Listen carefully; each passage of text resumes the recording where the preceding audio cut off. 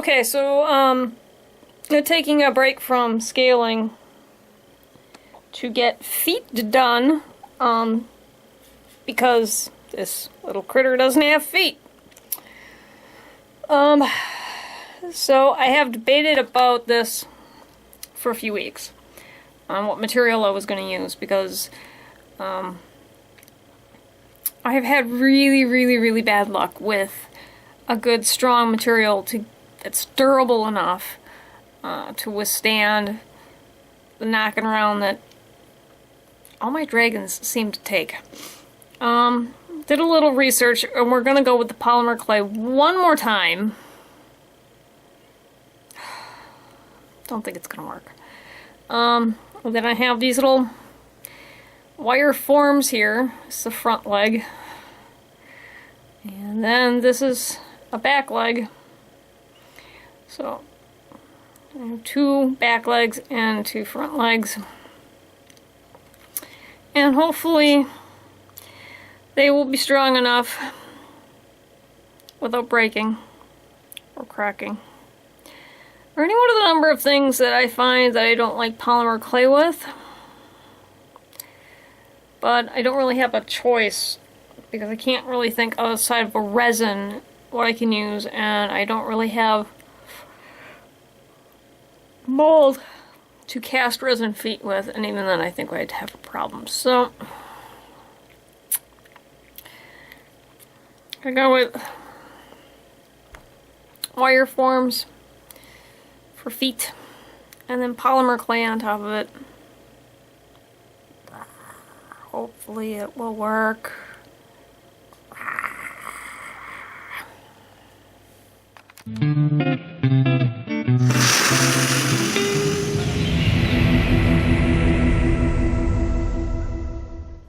Alright, so I took another step, and I didn't film it because, again, it requires this form to move an awful lot where I don't have anybody like filming it from on top. This table, this workbench, does not have a rig on it, so I can't really make sure that it's always under position, and I think we've had enough tutorials with me not doing that. So these feet, let me just move this around here.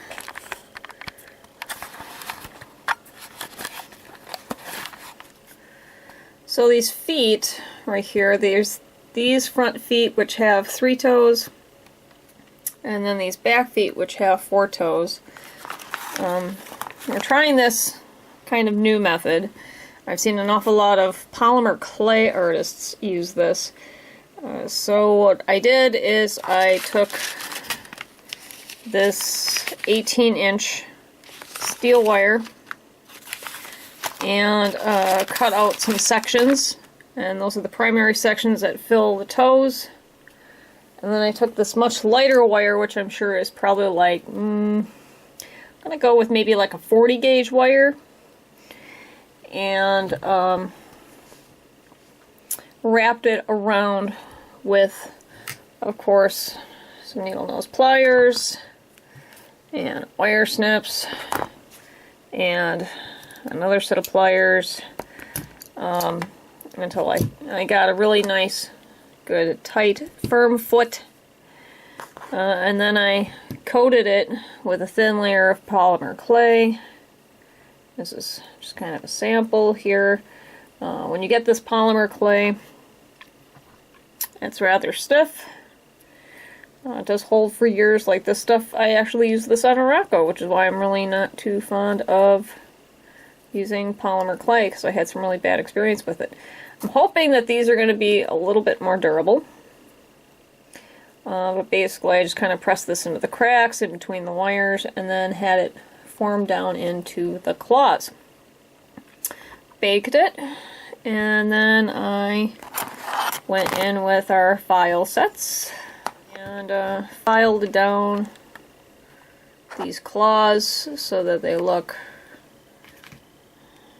appropriately sharp,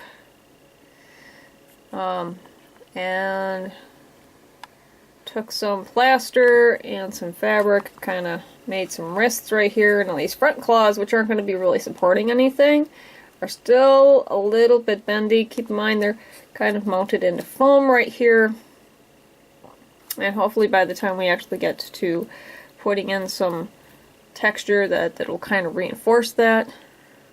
But the plaster is going to be more heat resistant to the hot glue that we're going to attach scales with than the foam and the polymer clay, because it really won't stick to the polymer clay at all.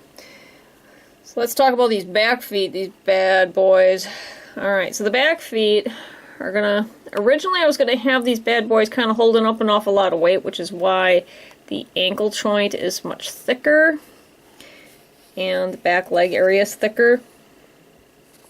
And this is considerably stronger than the front feet, which have a lot of wiggle to them. Those front feet really make me very nervous. But in addition, one of the reasons that these front feet, or these back feet, look so badass is because they've got that really nasty looking claw back here for catching prey, so they can drag this back claw through the water and scoop up fish. And then it will come back and they can close their foot on it. Now this is actually a porcupine claw, which I purchased at Parsons Trading Post. Which is one of the reasons why this claw looks so badass. It's because it's a genuine claw. And the rest of this is all polymer clay, and that'll look a lot more dialed in when I actually get that far. But this was a whole night of filing, and it's going to be really hard for me to file this down any finer without losing some structural support, because as you can see, these claws right here, I mean, that's all keratin and awesomeness, and so these are going to be fine without me needing to get into that. I think next time, for the next dragon, I will just get probably like 24 of these claws, and then I will trim them down so that I can have some actual claws versus just kind of polymer ones. Both for better luck and for more structural support. And let's see, right now we're going to work with the front claws, so we're here with this big old tail out of the way. These front feet are just kind of curling on themselves, and we're going to proceed to put, remember these scales right here? No, you don't, because you didn't watch me put these on. These little bad boys are, oops, literally that small. That's how small these little boogers are. They are teeny tiny. And they're going to go, they're going to kind of just reinforce. So these claws here are all going to be spiked with ridges. Kind of reinforce our lines, give him a little bit of armor. Just like this tail. It's going to be really painstaking. Just like this tail. But when I'm done, it's going to look really cool. Just like this tail. So, this thing is going to look so badass with these claws and scaling. So, alright, that's it.